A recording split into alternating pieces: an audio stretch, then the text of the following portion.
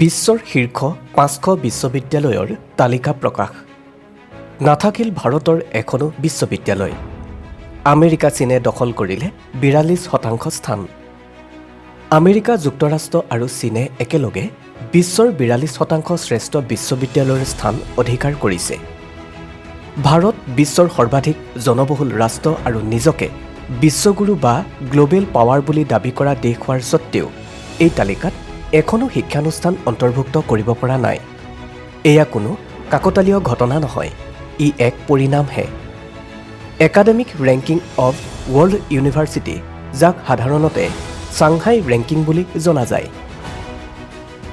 ই বিশ্বৰ বিশ্ববিদ্যালয়সমূহক গৱেষণাৰ ফলাফল, নোবেল বঁটা, সৰ্বাধিক উদ্ধৃত গৱেষক, নেচাৰ আৰু ছায়েন্সৰ দৰে পত্ৰিকাত প্ৰকাশিত প্ৰবন্ধ আৰু সামগ্ৰিক শৈক্ষিক প্ৰদৰ্শনৰ আধাৰত মূল্যায়ন কৰে। এইবোৰ এনে একোটা ক্ষেত্ৰ যাৰ বাবে দীৰ্ঘম্যাদী চৰকাৰী বিনিয়োগ আৰু শৈক্ষিক স্বাধীনতাৰ প্ৰয়োজন। ভাৰতৰ এই অনুপস্থিতিয়ে দেশখনৰ এক গভীৰ গাঁথনিগত বিফলতাৰ কথাকে উনুকিয়াই দিছে। ইউনেস্কোৰ মতে, যিবোৰ দেশে বিশ্বৰ জ্ঞানৰ জগতত নেতৃত্ব দিব বিচাৰে, তেওঁলোকে গৱেষণা আৰু উন্নয়নত দেশৰ GDPৰ প্ৰায় ২-৩% বিনিয়োগ কৰে।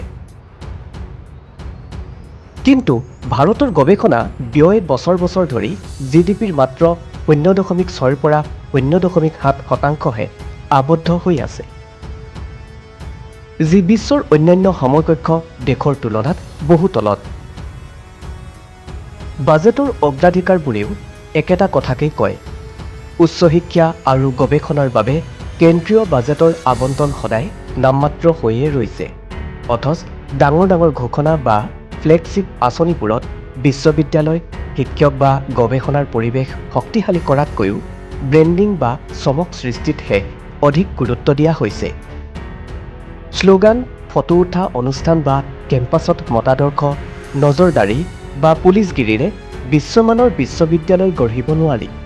ইয়াৰ বাবে লাগে ধাৰাবাহিক পুঁজি, প্ৰতিষ্ঠানৰ স্বতন্ত্ৰতা, মেধাভিত্তিক নিযুক্তি আৰু যুক্তিবাদী চিন্তাধাৰাৰ প্ৰতি সন্মান, যিবোৰ লাহে লাহে ধ্বংস হৈ গৈছে। সেয়েহে ভাৰতে বিশাল অৰ্থনীতি বুলি দাবী কৰিব পাৰে, কিন্তু এই তালিকাই এটা অপ্ৰিয় সত্য পোহৰলৈ আনিছে। বৌদ্ধিক মূল্যায়ন নথকা অৰ্থনৈতিক আকাৰ আচলতে এক ফোঁপোলা শক্তিহে। আৰু বিজেপি চৰকাৰৰ কথা ক'বলৈ গ'লে হয়তো তেতিয়াহে বিশ্বমানৰ বিশ্ববিদ্যালয় গঢ় লৈ উঠিব, যেতিয়া অপপ্ৰচাৰ, হোৱাটছএপ ফৰৱাৰ্ড আৰু শিৰোনাম মেনেজমেণ্টৰ দৰে বিষয়বোৰক আনুষ্ঠানিকভাৱে গৱেষণাৰ বিষয় হিচাপে স্বীকৃতি দিয়া হ'ব। যদি শিক্ষা আৰু গৱেষণাক এইদৰে অৱহেলা কৰি থকা হয়, তেন্তে কিমান দিনলৈ ভাৰতে জনসংখ্যাৰ আকাৰ আৰু শ্লোগানৰ আঁৰ লৈ নিজৰ বৌদ্ধিক অৱনতি ঢাকি ৰাখিব পাৰিব? গৱেষণাগাৰৰ পৰা ঘৃণা বিয়পোৱা লেবলৈ বিজেপি এটা দশকৰ অগ্ৰাধিকাৰ উন্মোচিত হ'ল। আপুনি কেৱল জয় শ্ৰীৰাম ধ্বনি দি বিশ্বমানৰ শিক্ষা লাভ কৰিব নোৱাৰে। বিজেপিয়ে এই কথা প্ৰমাণ কৰি দিলে।